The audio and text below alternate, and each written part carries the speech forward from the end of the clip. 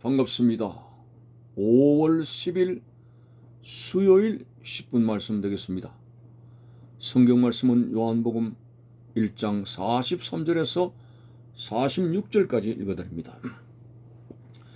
이튿날 예수께서 갈릴리로 나가려 하시다가 빌립을 만나 이르시되 나를 따르라 하시니 빌립은 안드레와 베드로와 한 동네 베세다 사람이라. 빌립이 나다나엘을 찾아 이르되 모세가 율법에 기록하였고 여러 선지자가 기록한 그 일을 우리가 만났으니 요셉의 아들 나사렛 예수니라. 나다나엘이 이르되 나사렛에서 무슨 선한 것이 날 수 있느냐? 빌립이 이르되 와서 보라 하니라. 아멘. 계속적으로 예수님의 12 제자의 자리가 채워지고 있습니다. 안드레와 그리고 베드로. 오늘 본문에는 예수님께서 갈릴리로 나가려 하시다가 빌립을 만났습니다. 빌립을 향해서 바로 나를 따르라 하셨을 때 이런 방구 이유를 대지 않고 바로 주님을 따라가는 참 신비한 응답의 역사가 나타났습니다.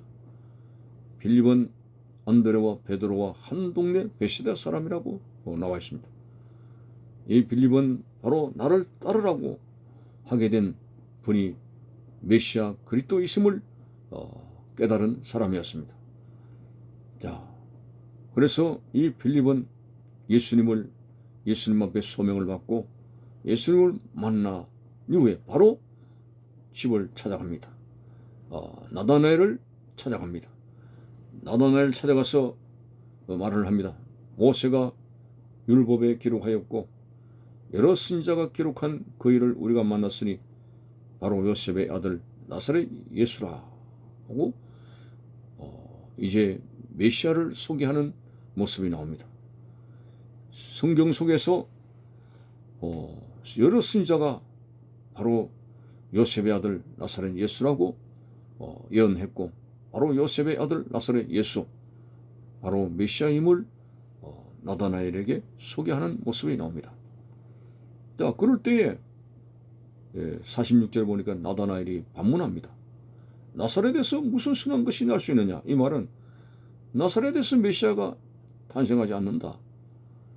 성경에는 베들레헴에서 오신다고 했는데 무슨 나사렛에서 선한 것, 곧 나사렛 예수 그리스도 메시아를 이제 나사렛에서 오신다고 성경은 기록하지 않고 베들레헴에서 오신다고 기록하고 있다 하면서 성경적인 명확한 이제 증거를 보였습니다. 참 이런 면에서는 누구를 따라가는데 이 나다나엘의 신중함이 필요합니다.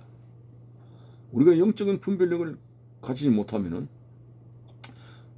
외적으로 사단의 어떠한 표적과 이런 것에 미혹돼 가지고 이단 쪽으로 빠지는 경우들이 많습니다.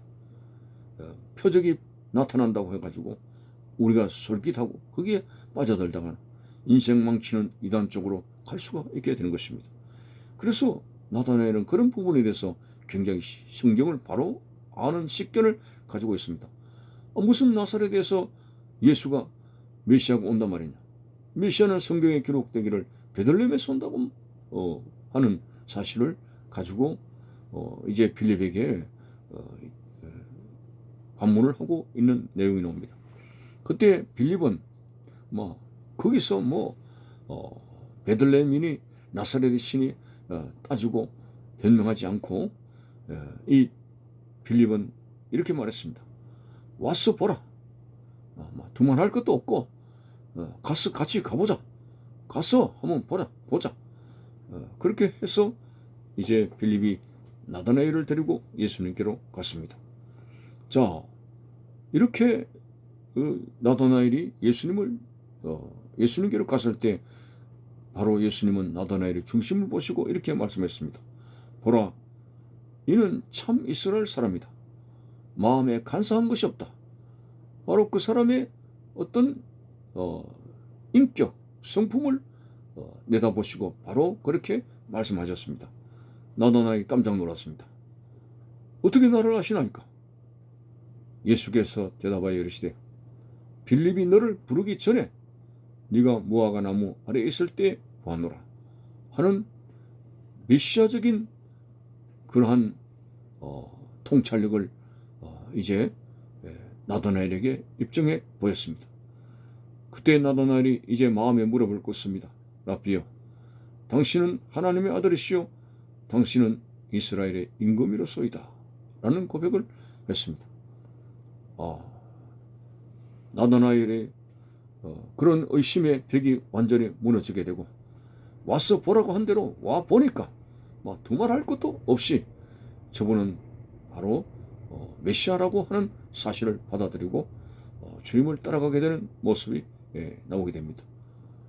베들레헴 문제는 나중에 이제 저분은 어떻게든지 베들레헴 사람일 것이다 이런 생각을 했겠죠. 자, 그래가지고 나다나엘이 이제 예수님을 쫓아가는 그런 모습이 나오게 됩니다. 자, 이렇게 예수님은 사람의 중심을 다 알고 계십니다. 참 이스라엘 사람이다. 나다나엘에게 마음에 간사함이 없다 하는 성품과 인격을 다 알고 계시고 그 나다나엘이 밝혔을 때 꼼짝없이 예수님을 받아들이는 그런 나다나엘의 모습이 나옵니다. 자, 우리가 삭개오 사건만 해도 그렇습니다. 삭개오가 키가 작다는 사실을 알고 계시죠. 그가 세리장입니다. 돈방석에 앉기는 했습니다마는 사람들로부터 멸시천대를 받아 이거 사람 사는 행복이 없는 겁니다. 그래가지고 하나님의 아들 예수님을 소문을 듣고 뽕나무 위로 올라가서 예수님을 만나려고 그렇게 했을 때 중심을 보신 예수님, 삭개오야 속히 내려오라.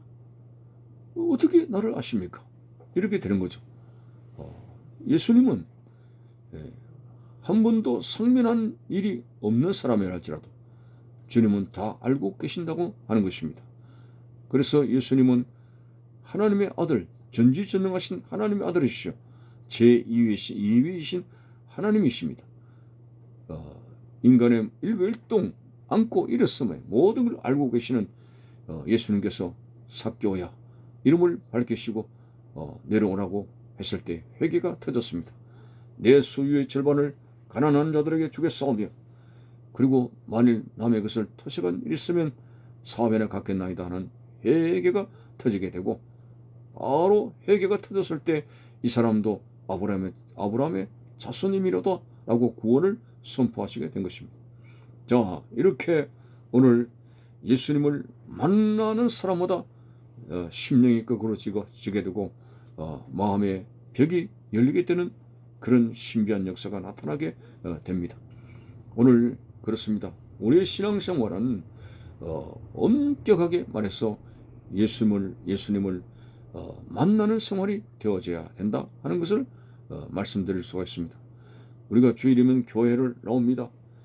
우리가 교회 마당에 뜰만 밟는 사람이 아니라 진정 말씀 안에서 성령 안에서 주님을 만나는 예배의 생활, 이게 바로 진정 살아있는 예배가 되고 바로 내 속에서 은혜와 진리가 충만한 그 역사를 볼 수가 있습니다. 참 예수님을 만나는 것은 성령의 역사로 인해 가지고 진정 목회자를 통해서 선포되지는 그 말씀 속에서 주님의 음성을 듣고 감격해 하는 이것이 바로 주님을 만나는 생활입니다. 오늘 예배 시간에 말씀 시간에 졸고 딴 생각하고 그렇게 예배 드렸다고 왔다 갔다 했을 때 그 예배가 과연 신령과 진정의 예배가 될 수 있습니까? 어쨌든지 매번의 예배를 통해서 주님은 우리를 만나시기를 원하고 있습니다. 나를 간절히 찾는 자가 나를 만날 것이라고 했으니 주님은 얼마든지 주님을 향해서 간절히 찾게 되면은 만나줄 모든 그런 자비를 베풀고 계시는 것입니다. 그래서 항상 예배 속에서 말씀 속에서 주님을 만날 수 있는 그런 마음의 준비가 되어지게 될 때 참으로 오늘도 성령을 통해서 우리에게 하시는 음성을 우리는 들을 수가 있습니다. 매일같이 주님을 만나는, 매 집회 시간마다 주님을 만나는 살아있는 예배의 시간이 되시기를 바라는 것입니다. 감사합니다.